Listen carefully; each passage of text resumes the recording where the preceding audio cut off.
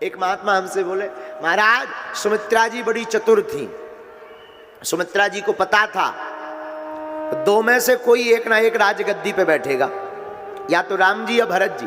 तो वो चतुर थी, इसलिए एक एक बेटे को एक एक की सेवा में लगा दिया, ताकि कोई भी गद्दी पर बैठे तो कम से कम जलवा तो बरकरार रहेगा। कुतर्की बोल, जो आजकल के लोग हैं वो ऐसी बुद्धि लगाते हैं, और हम लोग आज के जमाने के लोग हैं तो ये बुद्धि सहज भी है। लेकिन मां सुमित्रा का ऐसा कोई भाव नहीं। मां सुमित्रा का भाव तो बड़ा अटूट है। और रामचरितमानस कभी आप पढ़ना, राम जी का धर्म सामान्य धर्म है, एकदम सामान्य धर्म। लक्ष्मण जी का विशेष धर्म है, लेकिन भरत जी का विशेष तर धर्म है। लेकिन रामायण कभी आप पढ़ना तो रामायण में शत्रुघ्न जी का धर्म सर्वोत्तम उत्तम धर्म माना गया है। हाँ, राम जी का सामान्य धर्म है, और लक्ष्मण जी साथ में हैं तो प्रभु से ऊर्जा मिल रही। राम जी का जब वनवास हो गया, राम जी चले गए, महाराज दशरथ जी का प्राणांत हो गया। भरत जी और शत्रुघ्न जी जब आए, चित्रकूट भगवान को मनाने गए, भगवान जब नहीं माने तो पादुका लाए हैं भरत जी। पादुका को राजगद्दी पर जब भरत जी ने रखा तो भरत जी ने सोचा कि हम भगवान के सेवक हैं, और अगर हम प्रभु के समान रहेंगे तो सेवक और स्वामी में अंतर क्या होगा। भगवान जमीन पर लेटेंगे वन में, तो भरत जी कहते हम भूमि में गड्ढा खोदकर लेटेंगे।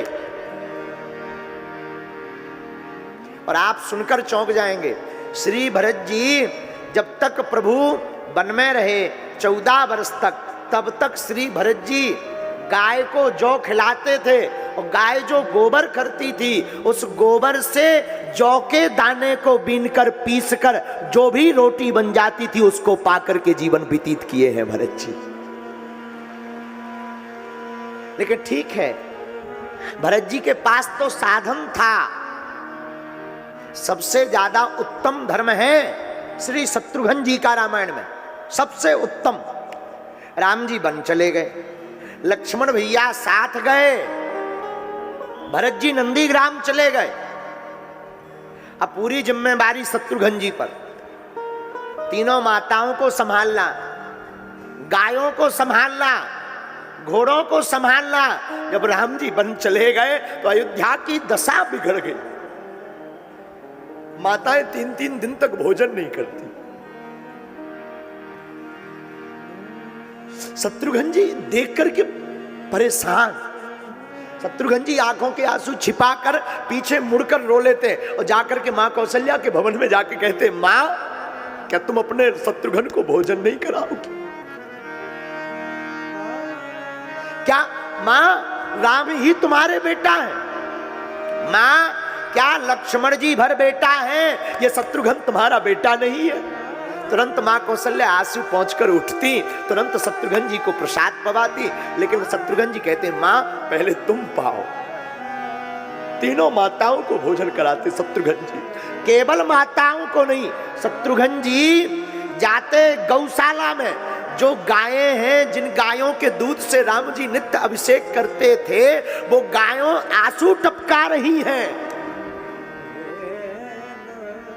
शत्रुघ्न जी गायों को लेते, मुख को पकड़कर अपने हृदय में लगा लेते, और गायों के कान में जाकर कहते, मां, हे गाय मां, क्या तुम रोओगी? अन्न दाना नहीं खाओगी? अरे आप अगर खाएंगी नहीं तो 14 साल बाद जब राम जी लौटेंगे ना, कमजोर पड़ जाओगी, दूध देना बंद कर दोगी, राम जी किसी और गाय का दूध लेंगे, तब तुम्हें बहुत बुरा लगेगा। एक काम करो, तुम पहले जाकर के भोजन करो। जिन घोड़ों पर बैठकर राम जी गए, उन घोड़ों की दशा क्या कहना। रामायण में तो अद्भुत वो घोड़े रो रहे जिन पर राम जी रथ पर आरूढ़ होकर गए, उन घोड़ों की लगाम पकड़कर शत्रुघ्न जी गले लगा लेते। हाँ? रो मत, कमजोर पड़ जाओगे, पानी पियो खूब। आप रोगे तो जब राम जी 14 साल बाद आएंगे, राजा बनेंगे, तो तुम्हें प्रयोग में नहीं लेंगे। घोड़ों को भोजन कराते, गायों को भोजन कराते, तीनों माताओं को भोजन कराते, पूरी प्रजा को चुप कराते शत्रुघ्न जी। पूरी प्रजा को चुप कराते। तो साधु, राम जी का धर्म तो सामान्य है, लक्ष्मण जी का विशेष धर्म है, भरत जी का विशेष तर धर्म है, लेकिन हमारे शत्रुघ्न जी का तो बहुत सर्वोपरि धर्म है रामायण। रामायण को कभी दूसरी दृष्टि से देखना, रामचरितमानस की दृष्टि अद्भुत है। तीनों माताओं पूजनीय हैं, लेकिन कैकेयी बहुपूजनीय है। इसलिए हमने कल प्रार्थना की थी व्यासपीठ से, कैकेयी मां निंदा की पात्र नहीं है, हमारी मां कैकेयी वंदना की पात्र है। वंदना करो, मां कैकेयी की वंदना करो। मां कैकेयी कोप भवन में जाती, विलाप करती, महाराज दशरथ आते, दशरथ कहते, कहो क्या बात है, पूरा खेल तो सरस्वती का रचाया है, और देवताओं के मन में भाव भी है कि राम राजा अयोध्या के ना बने, राम राजा बनके राजा बने। मां कैकेयी कहती, आप बार बार कहते मांगो मांगो पे कहो प्रिय, कबहू देहु न लेहु, दैन कहूँ बरदान दुई, त्यों पावत संदेह। ये जो 2 वरदान के वचन हैं,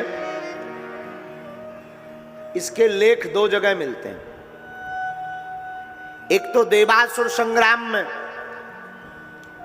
महाराज दशरथ देवासुर संग्राम में युद्ध कर रहे थे, रथ की पहिया की कील निकल गई, मां कैकेयी साथ गई थी। देखो, पत्नी हो तो ऐसी, पत्नी का अर्थ है जो पति को पतन से बचावे, वो पत्नी। हाँ, अब कई माताएं तो ऐसी भी होती हैं जो पति को पतन के मार्ग में ही ले जाती। पत्नी का अर्थ है जो पति को पतन से बचावे, भोग से बाहर निकालकर राम रूपी योग में जो जोड़ देवे, वो पत्नी है। लेकिन क्या वीरता कैकेयी मां की, कील निकल गई पहिया की, अपनी उंगली को ही कील की जगह पर लगा दिया और कष्ट सहती नहीं। युद्ध हो गया, महाराज दशरथ जी को भान हुआ तो कहा, तुमने आज हमारा दिल जीत लिया, कुछ मांगो, मैं तुम्हें क्या दूं। 1 नहीं 2 वरदान मांगो। कैकेयी मां कहती, महाराज मुझे अभी नहीं चाहिए, जब शुभ समय आएगा तब हम आपसे वरदान मांग लेंगे। एक तो ये कथा है। दूसरी कथा, कैकेयी मां के पिता अश्वपति,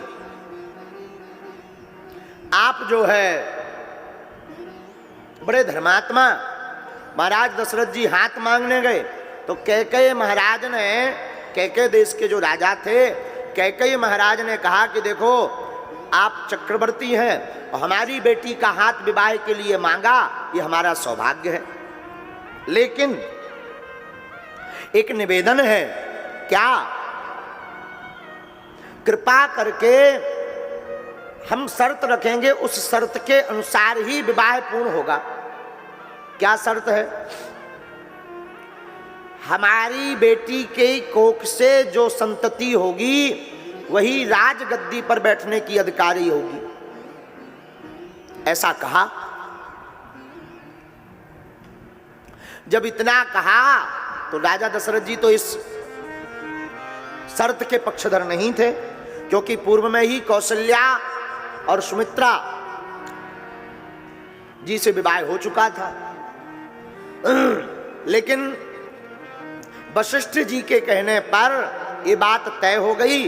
तो अंत में श्री दशरथ जी ने कहा कि देखो, हम छूट दे देंगे 2 वरदान की, जब चाहे तब मांग ले में, पर कोशिश या तय नहीं करते हैं कि इन्हीं की संतति राजा बनेगी, उसी वक्त निर्णय लिया जाएगा, पर 2 वरदान मांगने का अधिकार दिया जा रहा है। तब विवाह हुआ।